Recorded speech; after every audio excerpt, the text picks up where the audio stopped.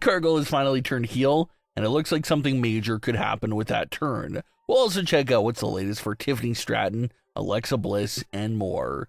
Starting things off with everything new for Jade Cargill. Jade has made a bit of a roller coaster of a few months here in recent memory. She was on top of the world as Queen of the Ring. She was getting a world title opportunity at SummerSlam that a lot of fans expected her to win. But Jade ended up coming up short in that SummerSlam title match. And then Jade became the #1 contender for the title again and lost the second match due to a double countout.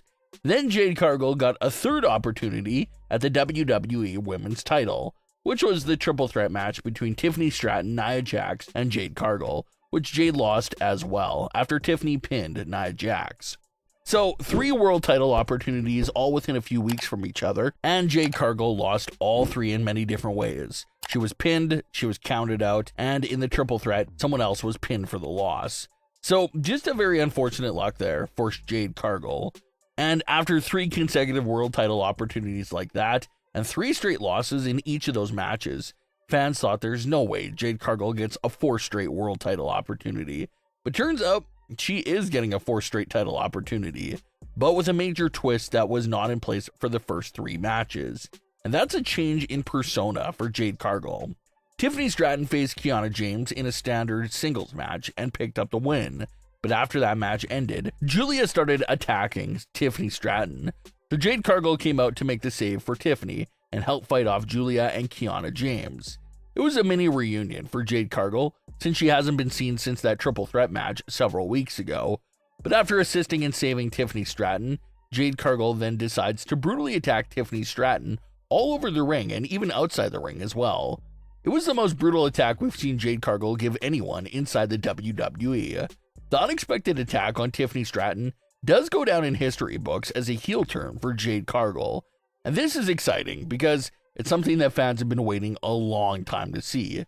Even back when Jade Cargill was in a babyface tag team with Bianca Belair, Jade would drop some cryptic posts, pretty much hinting that she can't wait to be a heel again on her own and tap back into that persona she displayed in AEW. Well, it might have taken all of 2024 and a majority of 2025, but that moment is finally here for Jade Cargill. She is a heel that's all on her own as a single star. It's exactly what Jade Cargill has been asking for. So that's what makes fans even more excited for this heel era for Jade Cargill. They know it's something that Jade is very passionate about, and everyone thinks she's the most natural as a heel. And that's what fans were talking about a few months back, that Jade Cargill does have this heel presence about her. Her physique, her height, her strength, her power. It's all things that scream dominant and brutal heel. It doesn't really scream underdog babyface. So fans have been really wanting to see Jade Cargill in a heel role, because she has everything it takes to look like a big threat to the title, and to be a heel that's not to be messed with. Jade explained her heel turn on social media immediately after Smackdown ended, saying, quote, "Don't ask me why, ask why it took me this long. That wasn't a turn, that was my takeover," end quote. So in Jade's eyes, she's saying she doesn't even see it as a heel turn. She sees it as her officially taking over. No more sitting in the backseat, no more standing by. She's taking matters into her own hand and taking back control of her destiny, which she feels like is to capture the WWE Women's title. It was also instantly announced following her heel turn that Jade Cargill will take on Tiffany Stratton at Saturday night's main event on November 1st, marking Jade Cargill's 4th world title opportunity in a matter of a few months. From a logical point of view, Jade Cargill earned her first world title opportunity at SummerSlam, but her character didn't do much of anything to earn the other 3 opportunities. It just looks like her attack on Tiffany Stratton was enough to make her the #1 contender for the women's title again, and that's just a weird inconsistency issue that we always bring up, about how sometimes a superstar is put through the ringer to get a title opportunity, and then other times it just takes an attack on a champion and a heel turn, and you're instantly getting a world title match. So that's always a little questionable there.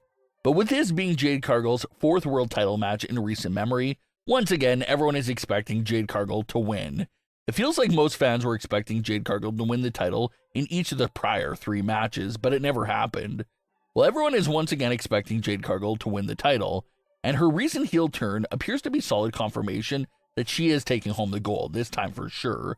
No way they turn Jade Cargill heel, introduce a whole new side of her, and then just make her lose for a 4th time in a row.